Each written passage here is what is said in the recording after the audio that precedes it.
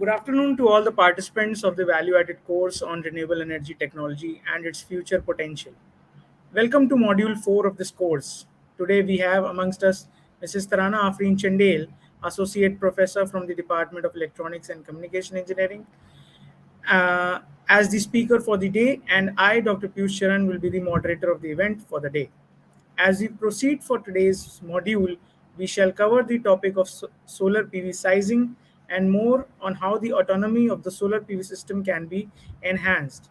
With these words, I would now request Mrs. Tarana Afrin Chandel, ma'am, to address the participants.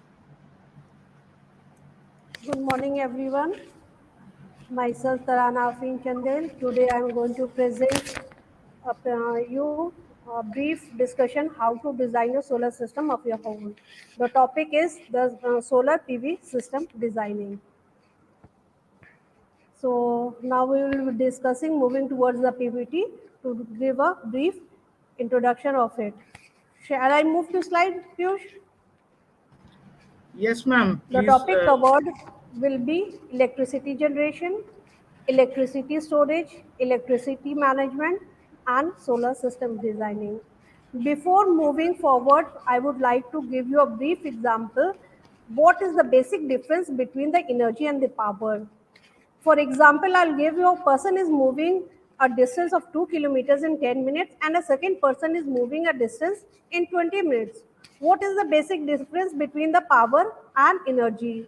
In both case, energy will be same, but power will be different. How this is the proof that in case one, the person will be running faster and cover the distance in 10 minutes, while person 2 will be running slower than the comparatively to the first person and will cover the distance of 20 minutes. What is that? Now we'll understand the technical difference between the power and energy. We will say the power is the capacity of the machine to do work, and in energy in terms of power, it is defined as the energy is the measure of amount of work done by the appliance or the machine. Unit is power is what, but unit of energy is work done by the machine per hour. That is the power. R is the unit of the energy. For example, I'll take the example of the bulb. Bulb is 5 watt. That is the power of the 5 watt, and energy in terms of bulb, that the bulb 5 watt bulb is lighted for 5 hours, then the total multiplication of 5 into 5 hours will be the energy. That is what hour will be the energy of the bulb. This is the same. I have given the example of 5 watt LED bulb in 6 hours, then it will be 30 watt energy per 30 watt hour energy per day. And per month, we will multiply by 30, and this will be energy of 5 volt LED bulb will be 900 watt hours per month. Now the unit of electricity, since we are covering the electricity generation, we have to see the unit of the electricity. 1000 watt hour is known as 1 kilowatt hour. 1500 watt hour is equivalent to 15 kilowatt hour, and 2500 watt hour is equivalent to 25 kilowatt hour. Now you have the first activity, that you have to measure the power of the appliances in your houses, and further next this second activity I will discuss later. How will you calculate the power consumption of your appliances in your houses? Now next we come to the electricity estimate total electricity bill. How will you estimate monthly electricity bill and consumption of the monthly electricity and the monthly electricity bill?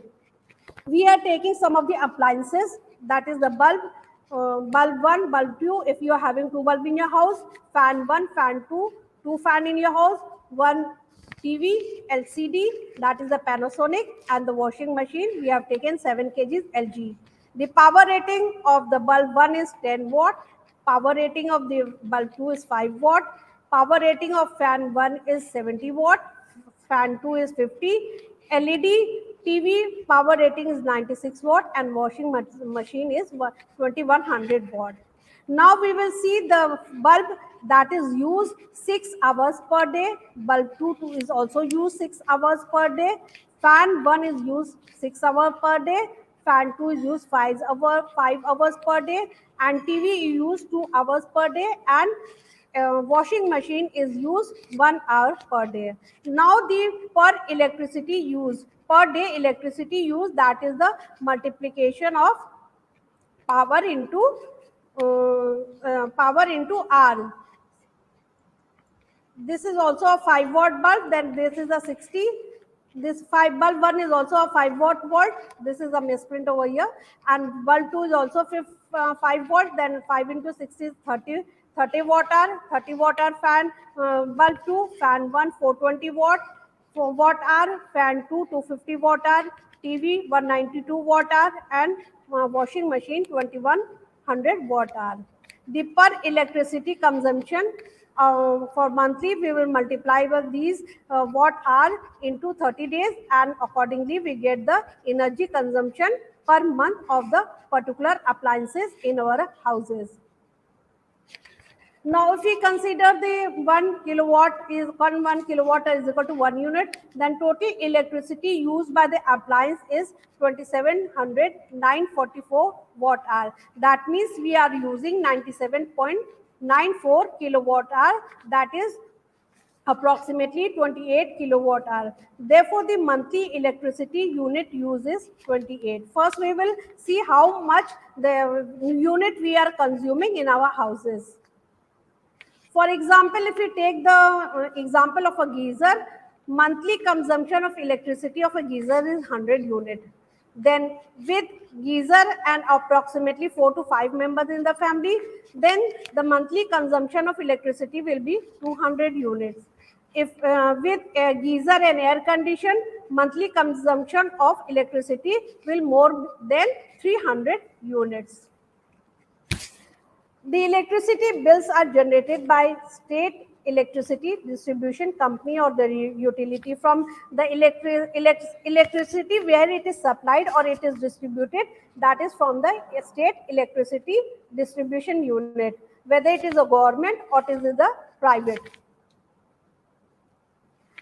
Cost component in the electricity bill. How we will calculate our electricity bill? First is the unit consumption charge. Second is the fixed charge. Third is the fuel adjustment charges. Fourth is the wheel charge. And fifth is the duty or taxes. Now we will find the tariff of the different unit consumption in our houses. For example, we are having 0 to 100 unit. The amount is 3.05 rupees. If we are having consumption of more than 100 till 300, we are having the 1 unit amount is 6.96 rupees. From 300 to 500, unit amount is 9.9 rupees. From 500 and 1000, it is 11.50 rupees 50 paisa, and greater than 1000, it is 12.5 rupees. Fixed charge for all the amount is 90 rupees, and the fuel adjustment charges is varying accordingly. Next slide, we will see how it varies. So in previous slide, we have seen the total unit consumption is 28 unit in our house. So first unit charge is rupees 3.04. That means monthly unit consumption into unit rate will be the cost of the simply unit charges. That means 28 into 3.04 rupees. That means unit electricity bill charges is 85.4 rupees. Now we come to the fixed charges. I have shown in the previous slide that the fixed charges rupees 90. We have to pay for each and every person will pay a 90 rupees for every meter charges. That is the fixed meter charges.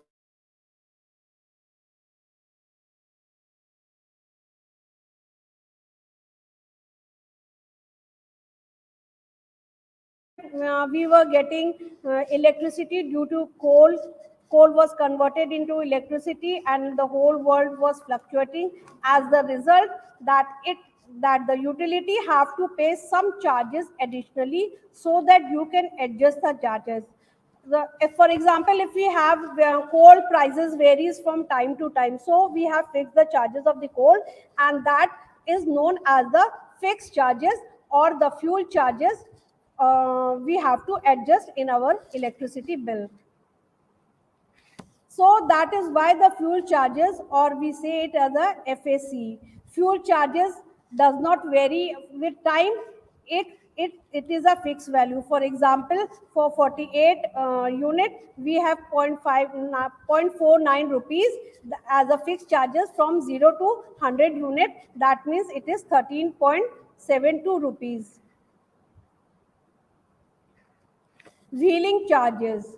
Wheeling charges basically depend upon the power generation generated at the power plants, from where the power is supplied. Power is supplied from the transmission and the distribution line to the homes. And one thing more, you have to say, tell you that transmission charges varies from distance to distance also. So the wheel charges is basically the distance covered from the transmission line to your residence. For example, wheel charges is 21.28 rupees, then the wheel charges is multiplied by the total unit consumption in your house, that is 1.28 into 28, then the wheel charges will be 35.84 rupees. We have seen that we have to pay duty charges, or we can say the government takes tax from each and every person or every product. So we have to pay taxes of the electricity, which is known as the electricity duty charges. So the electricity duty charges is 16% of all charges.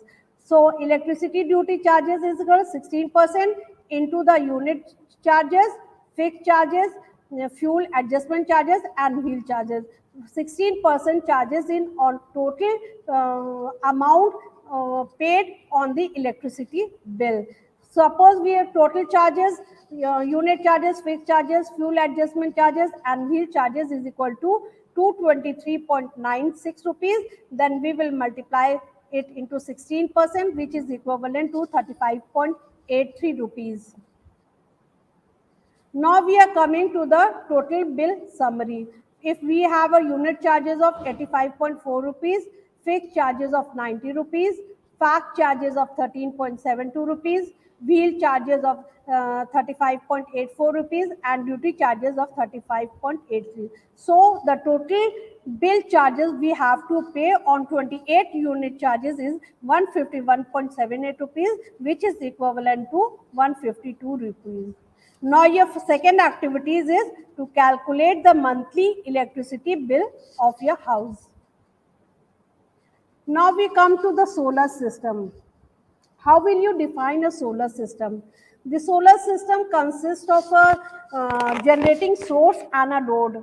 If we come to the DC connection, a solar system consists of a panel which produces a DC supply, output is a DC, and if the load is also a DC which can be directly connected, a load can be a motor or LED bulb or any appliance which is having a which work on a DC motor can be connected directly to the solar panel, and it is known as the solar system. Now we have shown here that solar system is directly connected to the load. Load which may be anything, whether it is a DC motor or a DC bulb or a DC TV, DC input power TV. So it can be connected directly to the solar panels. What are the conditions that solar panels and load should meet? The voltage and the current of the solar panels should match with the voltage and current needed for the load. In the previous slide, I have showed that there is a direct connection between the panel and the load. The condition of direct connection is that the voltage and the current of the solar panel should meet the voltage and the current of the load required. If it does not match, then what will happen? We have to put a device in between which is known as the controller. What is basically an electronics controller? An electronics controller is a power conditioning unit.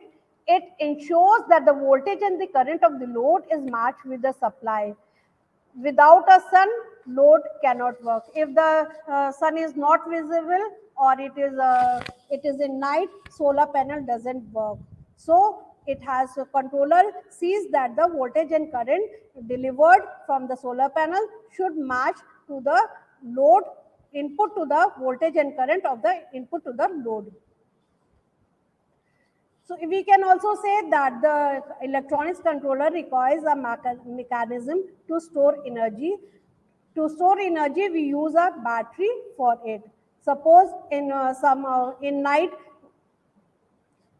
solar panel will not be working. So how will your appliances be working? For that, we have to store energy. That storage energy is known as device is known as the battery. A part of battery we can store electricity on the grid also. So grid also act as a storage device. Now we can say we have a four component of the solar system. First is the solar panel, second is the controller, third is the load, and fourth is the energy storage. For energy, in here I am showing two energy storage. First is the battery, that is the DC storage, and here is the grid, which is the AC storage. Now we come to the types of the solar system. How many type of solar system we have? Depending upon the storage of energy, we describe the type of the solar system. First is that the electricity grid, second is the battery, and third is the hybrid one. In electricity grid, we call it a grid connected solar system. If we are having a storage of battery, then we will say it is an off grid solar system. If we are having both electricity grid and the battery, then we say that it is a hybrid solar system. Now we come to the solar panel. Before moving further, we should know what are the important parameters of the solar panels. So we have four important parameters of the solar panel. First is the peak or the maximum power, which is represented by WP or W max. Second is the voltage at maximum power, which is defined as the voltage, V for voltage and MP is the maximum power. Third is the current as the at maximum power, which is defined as the IMP, and power is the product of the voltage and current, and the unit of the power is in watt. Here we have taken a solar panel of different voltage. We have taken a solar panel of 3 wattage, and first is the 40 volt panel, second is the 100 watt panel, and third is the 250 watt panel. If we are considering voltage current, then voltage of a 40 volt panel, voltage of a 40 volt panel is 18.0 volt and current is 2.22 amperes. Now when we are considering 100 watt solar panel, then the voltage is 18 volt and the current is 5.5 ampere. If we are considering 2.50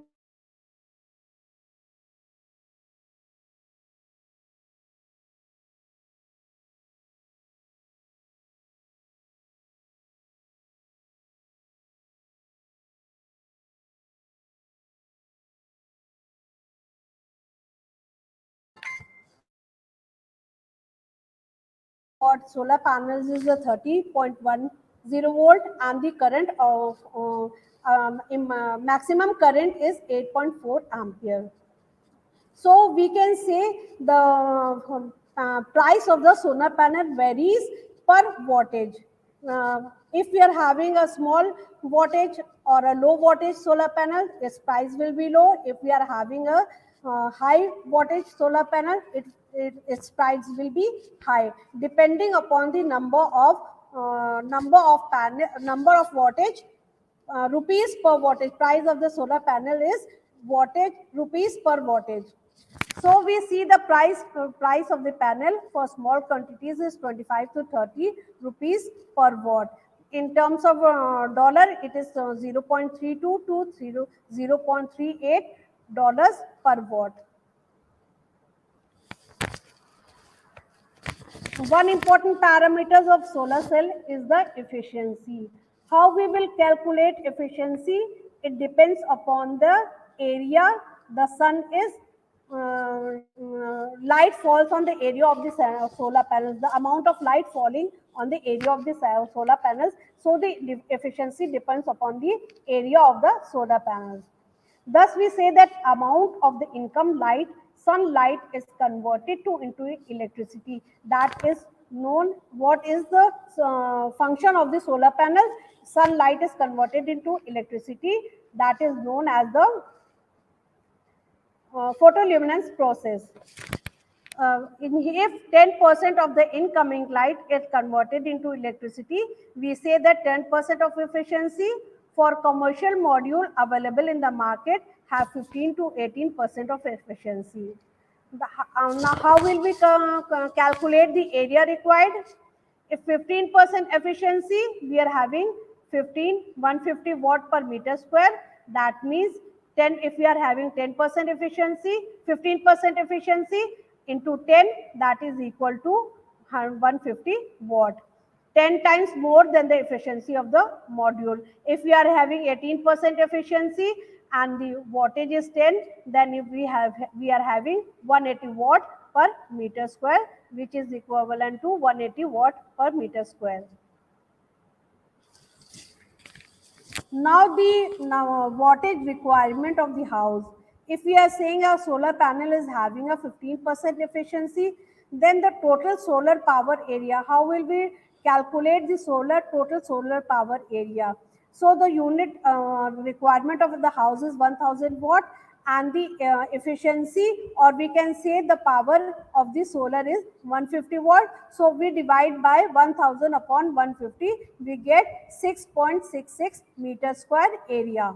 150 watt solar panels required 6.66 meter square, and 1 square meter is equal to 10.76 square meter. For having a solar panels of 150 watt, we will be requiring a 10.76 square meter for into 6.66, that which is equivalent to 71.7 square meter. For 150 watt solar panel, we require the area of 71.7 square feet. For 1 kilowatt is the 72 square feet. For 2 kilowatt, we will be requiring 144 square feet. We will be rounding off upon 71.7 into approximately equal to 72 for 1000 kilowatt. So for 2 kilowatt, we will be requiring an area of 144 square feet. Now we come to the solar panel life. What is the life, or we can say what the manufacturer gives the warranty of the solar panels. Manufacturer usually give the warranty of the solar panels from 25 to 27 years. But if we see that even after 25 years, our solar panels work. But we have also observed that after 25 years, there is a degradation of the output power with 20%. So we can say that panels still can produce a power of 80% after 25 years. What are the maintenance required in the solar panels? Since there is no moving part, so it doesn't require any maintenance. If we are having a motor, then obviously it will require the maintenance. Here we don't have any moving part. It doesn't require any maintenance. But one thing, it is very important that surface of the solar panel should be very clean, so that light falling on it should be absorbed by the solar cell, so that it can transfer, or we can say it can generate 100% efficiency of the sunlight falling on it. So only the maintenance part is the regular cleaning is very important for the surface of the solar panels. When we are talking of the solar system, batteries are very important. So batteries are the delicate part of the solar system. If we don't use battery, where will we store our energy? We will store our energies on the grid, directly on the grid. So a battery for a DC system, a battery is very important, and for an AC system, battery can also work, or we can directly store our energy on the grid. So 100% energy storage, if you are using a battery, then 100% energy storage will be on your own, or if you are using grid, then you have to pay some charges to the government also. How will you define a battery and what is the importance of it, and we how much charge we can, or how much energy we can store in the battery? That is very important. If we are storing energy in the battery, how much energy we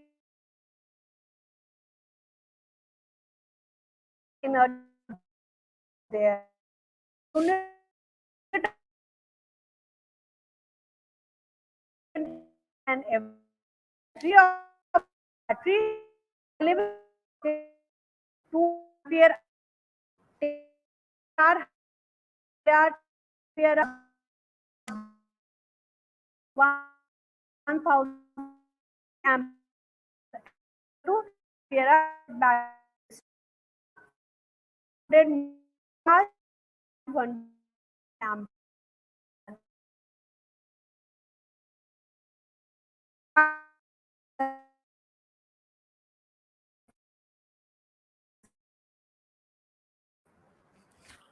Now we say that we have two terminals on the battery, that is the positive terminal and the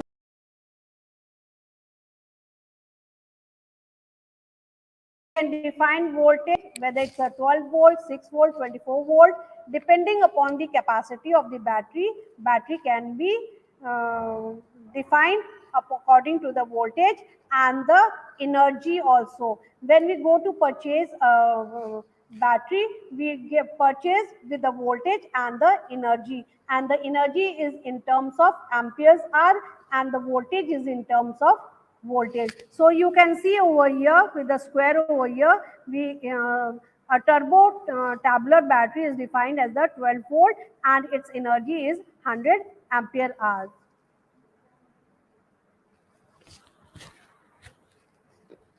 We have discussed earlier that the energy stored in the battery is the terminal voltage into the charge capacity.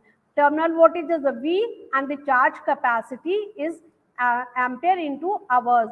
If we say that the energy is equal to V into A into S, then V into A is the ampere, that is the current, V into A is the power.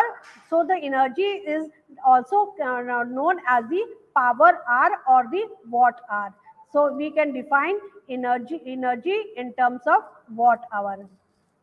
So the unit of energy is watt hour. Energy stored in the battery, for example, it is a 12 volt and 100 ampere hour, then 1200 watt hours is energy stored in the battery, which is equivalent to 1.2 kilowatt hour.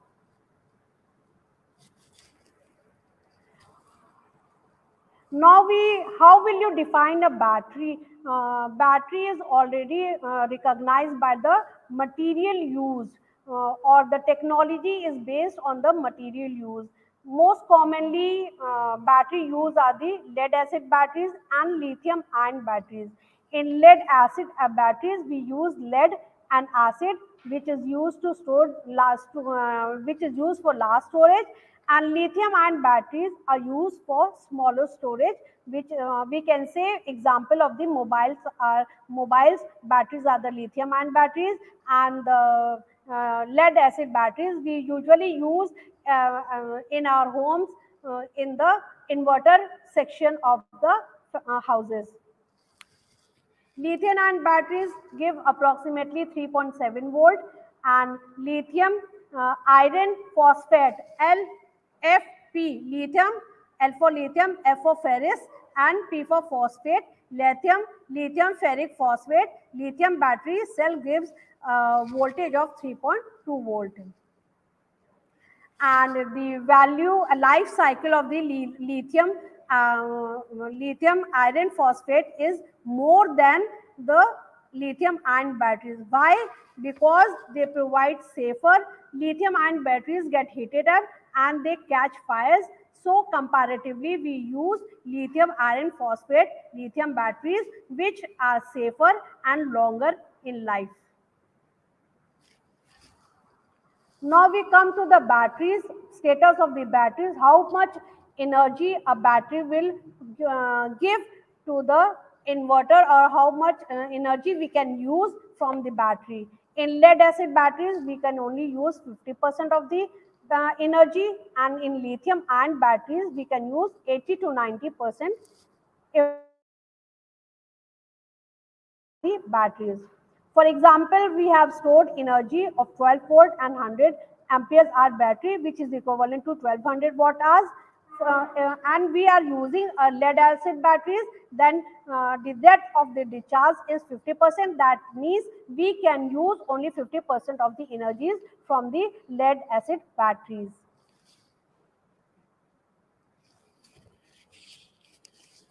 If we are having 1200 watt hours energy, then with in lead acid batteries we can only use 600 watt hours of energy from the battery.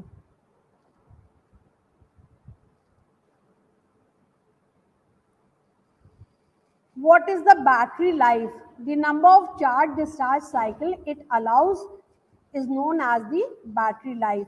So we are taking two examples of batteries. The lead acid batteries have 800 to 1500 cycles. That means it can be used from 300 to 500 years. If it is having a cycle of 800, then it can be utilized for 300, and if it is having a cycle of 1500, then it can be used for 5 years. And if we are handling with fragile, then we can use more than 5 years also. Similarly, in the case of lithium ion batteries, life cycle charging discharge cycle is 1200 to 2500 cycles. For 1200 cycle, its life cycle life is 4 years, and for 2500 cycle, its life is 8 years. And we handle with fragile, then its life can be more than 8 years. It can be 9 years also, and it can be 10 years also. So the question is that if we are having better performance of the lithium batteries, then why do we use lead acid batteries? Why not lithium batteries? Now we have an example of cost effective is very important parameters. If we purchase any appliances, whether it is a battery or whether it is a solar panels or it is an inverter or any other load appliance, cost is very important for each and every person. Now we come to lead acid batteries.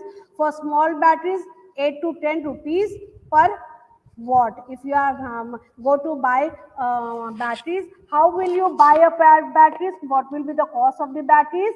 It will be its cost will be 8 to 10 rupees per watt hour, per energy. 8 to 10 rupees per energy watt hours. For large batteries, it is 7 to 8 rupees per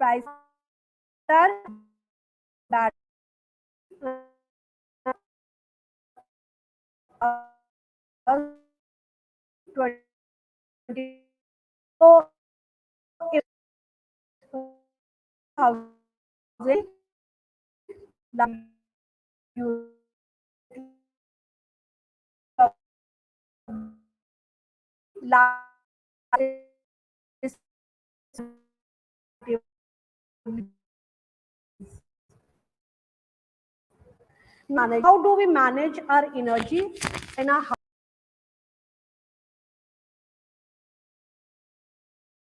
It sees whether the power delivered from the output of the power solar panel matches with the input of the input power of the appliances, load appliances. And what is the function of the inverter? Inverter converts DC power to AC power. If we are using a DC power, then we don't require an inverter, and if we are using a AC power, then definitely we will be requiring a inverter, which converts the energy from the battery to the uh, to AC signals. AC power is good for long distance. Here we are AC power यहाँ is considered from the transmission unit. The signal power we get from the transmission and utility section. That power, in that sense, AC power is more good, more lasting than the DC power. But each and every appliances have its own importance. If we are using a DC power, then we are confined that all energy of your house is your own. You don't have to pay any other charges to the government or any other private sectors. DC based electronics management system is the DC solar system and the DC charge controller. Now we are talking about the DC system, complete DC system. So for complete DC, solar system is definitely providing DC output power, and controller input of the controller will be the DC input power, output of the controller will be the DC output power, and the input of the load will be the DC power input.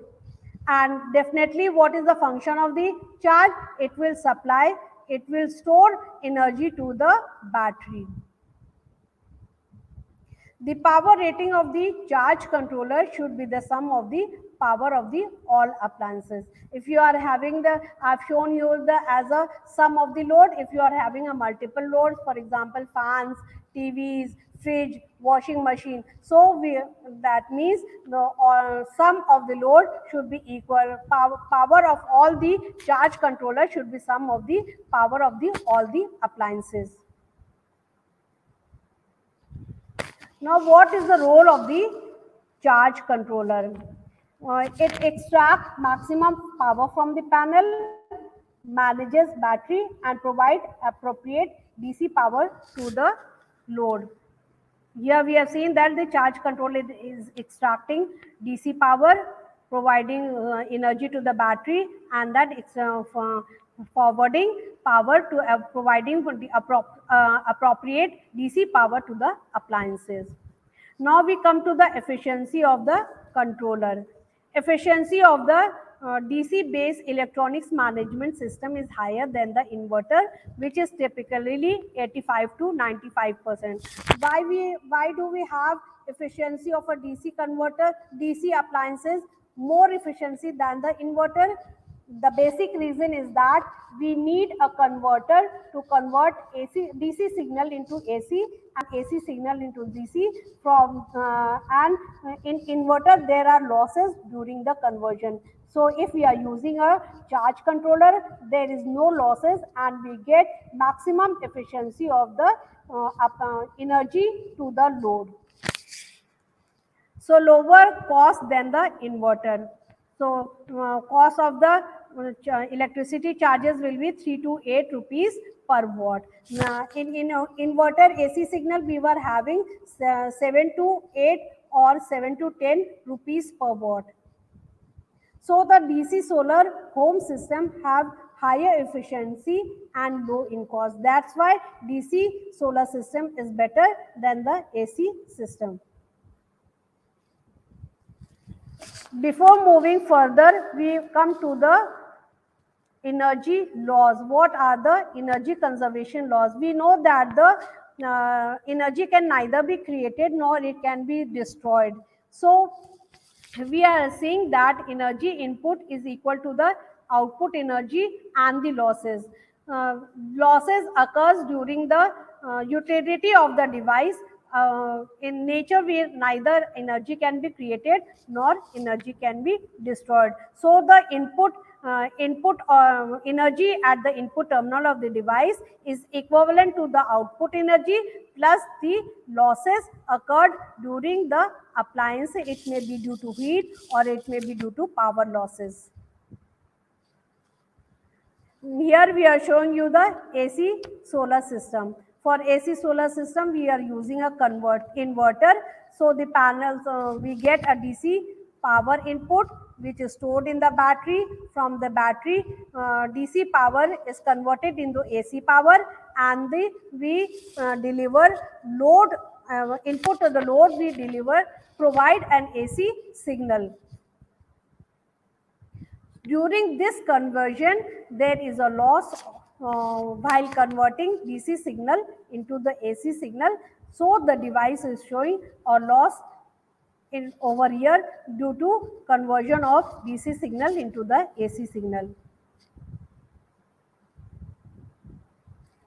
Yeah, completely. We are showing that at night when there is no energy generated from the solar panels, how will we utilize our appliances in home? So we take use of the energy which we have stored in the daytime. This energy is converted into AC signal, or we can say the inverter provides gives an AC output, which is input to the appliances.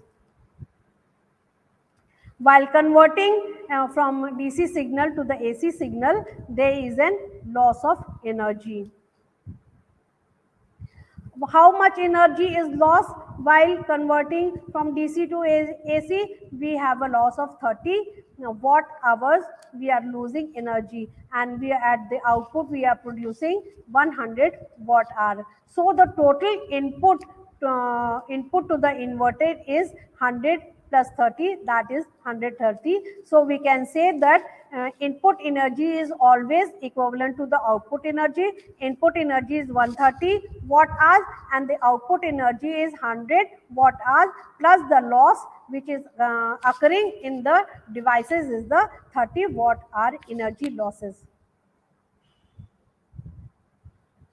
Now, if we come to designing of the solar system, we have to find out the component, what are the main component and its cost, and what are the parameters we have to take into consideration. First is the panel, battery, inverters, and many more things. And secondly, what we have to say, see that the power and the energy matches with the requirement of the appliances. Now we are taking the appliances which we use regularly in a house, and we will see how much energy consumption takes place in a house. Suppose we are having a tube light which is having a 35 watt, fan of 50 watt, LED TV 40 inches of 40 watt, refrigerator 120 watt, and AC conditioner which is having a 1400 watt. Number of appliances, if we are having a tube light of 4 in houses, 2 fans, 1 TV, 1 refrigerator, and 1 conditioner. Now we will see how much hour we are utilizing these appliances. For example, tube light is utilized for 8 hours every day. Fan we are utilizing 10 hours. LED TVs we watch for 4 hours per day. Refrigerator we use 24 hours, and AC conditioner 2 hours accordingly. So how now we will see that here in this table we have shown total AC power. What is the AC power? AC power is the power of the appliance and the number of appliance we are using, that is A into B. For tube light we are having a total power of 140 watt. Fan we are having a power AC power of 100 watt. LED TV we are having a power of 40 watt. Refrigerator we are requiring 120 watt, and AC conditioner we are requiring for 1400 watt. So the total AC power is equal to 1800 watt, and we can say it is equivalent to 1.8 kilowatt. This is the power that the appliances are requiring. And now we will see how much energy we are using. Now we come to see that the tube light is utilized for 8 hours, and accordingly energy for tube light is 1120 ampere hour. Fans is 1000 ampere hour. TV is 160 ampere hour, refrigerator is 2880 ampere hour, and air condition is also 2800 ampere hour. So the total energy consumption of a residence is 7960 watt hour per day. This much energy we are using or we are consuming per day. So the total energy is 7.96 kilowatt hours per day. So when we come on the solar system, AC solar system, we move from working from for working we move from solar panels to the inverter, then we move to battery, then battery to AC DC to AC converter, and then to the input of the load. And when next we see that when we are taking the sizing of the PV solar system, how will we consider? We will consider it in the reverse direction. First, we will see the load of your house.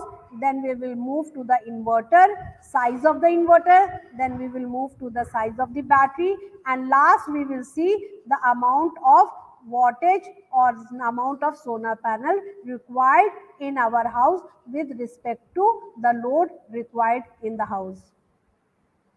For example, we have seen in the previous table that load was 7.96 kilowatt per day, and the power requirement was 1800 watt, that is 1.8 kilowatt.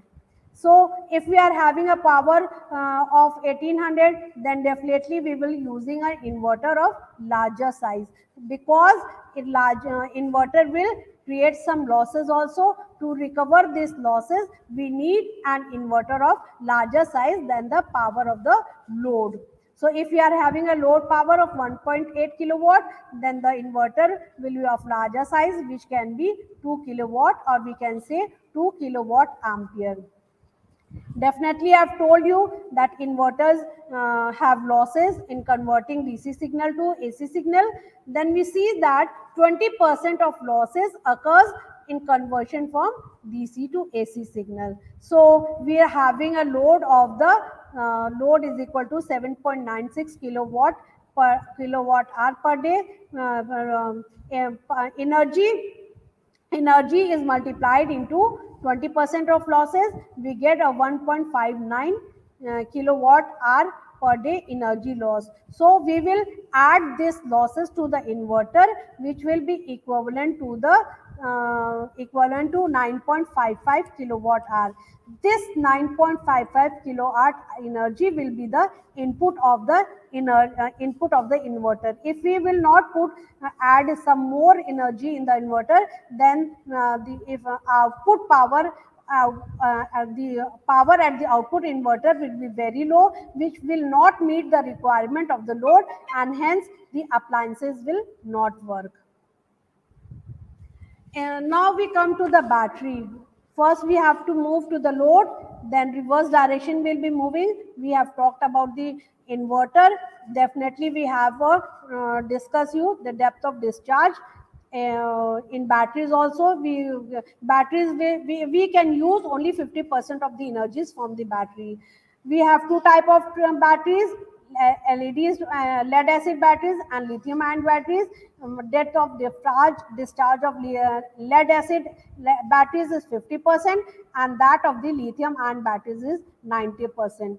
So while calculating the losses, or we can say the amount of energy we can use from the battery, is 9.55 divided by the depth of the discharge, that is the 0.550%, which is equivalent to 19.1 kilowatt hour. So this much amount of energy must be stored in the battery to utilize an appliance of 7.9 kilowatt hours energy per day.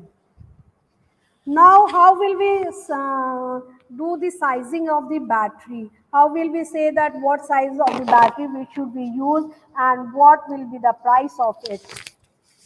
Now we come to the battery sizing. Energy that battery should supply to the inverter is 9.55 kilowatt, and the battery storage is 19.1 kilowatt energy. So battery is equal to volt into hours into ampere into hours. Volt ampere is the power which is equivalent to watt hours. So if we are using a battery of 12 volt and the energy is 200 ampere hour, that means we are using a battery of 2.4 kilowatt hours lead acid batteries. Then how will we calculate how many batteries you have to use? So we are using a battery of 9.1 kilowatt hours divided by the single battery, that is 2.4 kilowatt hours, which means we are using 7.95 batteries, which is equivalent to 8 batteries of 12 volt and 200 amperes hours. This means that for utilizing a 7.5 kilowatt hours per day energy, we require an 8 batteries for storing the amount of energy which is equivalent to 19.1 kilowatt hours. If you have to store battery for 2 days, then definitely you have to multiply the storage amount of 8 batteries, which will be equivalent to 38.2 kilowatt hours. Thus, the number of the battery will also be double. If we are having for single days, we are having 8 batteries. Then, for if we are storing the energy for 2 days, then we will utilizing 16 batteries of 12 volt and 200 amperes hour. Now, since batteries also provide losses, we have losses in input, losses in the batteries. Therefore, the input energy in the batteries will also be added to the losses also. So, the losses in the battery is 15%. Therefore, losses equal to 9.55 into 1.5, that is the 15%, which is equivalent to 1.43 kilowatt hours. So the input of the battery should be the output plus losses, which is equivalent to the input of the battery and which is equivalent to 10.98 kilowatt hours. This amount of energy will be supplied to the input of the inverter, since it is the output of the battery, and this amount of energy will be the input of the inverter.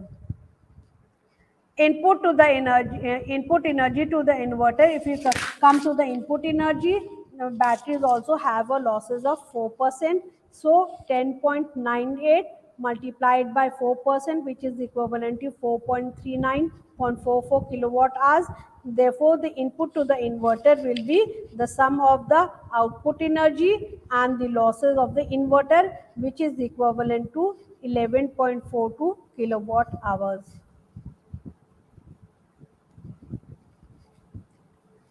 So the energy supplied by the panel is 11.42 kilowatt hours. We see that the if we get solar sunlight from the on the panel, and the panel is generating the electricity, definitely there are also losses in panels. So how will we size a panel? What will be the wattage of the panel and what will be the area required for the panel? So we come to the losses of the panel. Panel also have some losses which is equivalent to the 25% losses. Maximum losses occurs in the solar panels. If we are supplying energy by the panel is 11.42 kilowatt hour, then multiplying this by the 25% losses, which is equivalent to the 14.27 kilowatt hours per day. So we should remember that the solar radiation unit is equivalent to kilowatt hours per meter square per day at a given location. If we are taking an example of Lucknow, we have 4.6 kilowatt hours of radiation per meter square per day, which is equal, which will be divided by 1000 to get the standard test condition. So if we are having a 4.6 radiation per hour, which will be divided by 1000, which it will be equivalent to 4.6 into 4.6 hours per day. This amount of radiation will be per hours per day.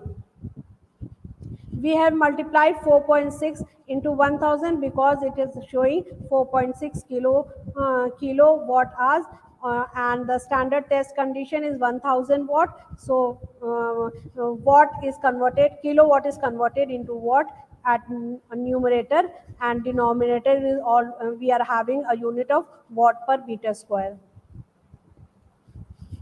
So the power rating of the solar panels, which becomes into 4.26 kilowatt hours per day divided by 5.5 hours per day, which is equivalent to 2.56 kilowatt hours. So the size of the solar panels will be 2.59 kilowatt hours. So the total requirement for 7.9 kilowatt per kilowatt hours per day was, we will be requiring a panel of 2.59 kilowatt. Suppose we take a panel of 250 watt from the market, how many panels we will be requiring for our home solar system? So the number of panels required will be 2590, which is the total size of the panel. Total size of the panel we have calculated, which is 2.59 kilowatt. So we have written over here 2.59 kilowatt, and the total power of the single panel is 250 watt. So dividing total power, solar power panel size power upon the individual size, we will come to know the number of solar panels which is required. Dividing this, we have seen we are getting 10.36. So we can't break the solar panel.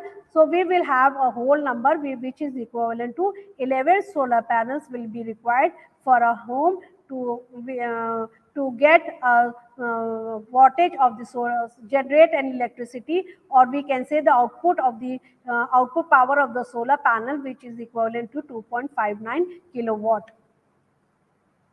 So we are summarizing you, the load required for our houses is 7.9 96 kilowatt hours per day.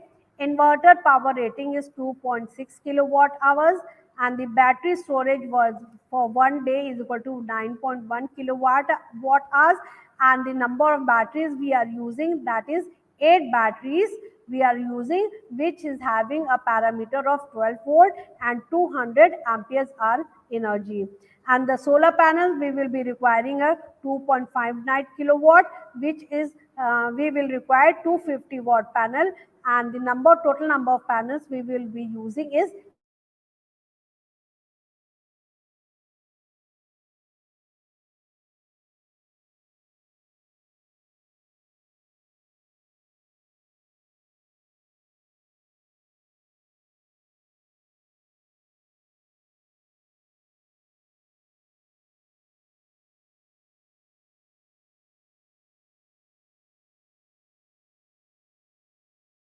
Anyone having any query can get the query cleared from me.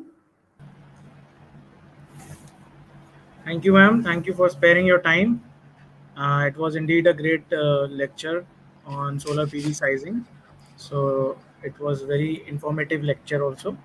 Ma'am, there are no queries from the participants. So in case there is any query, they can drop a mail or directly ask you on the ILI or the you say LMS portal that we have, and there they can share you with their queries.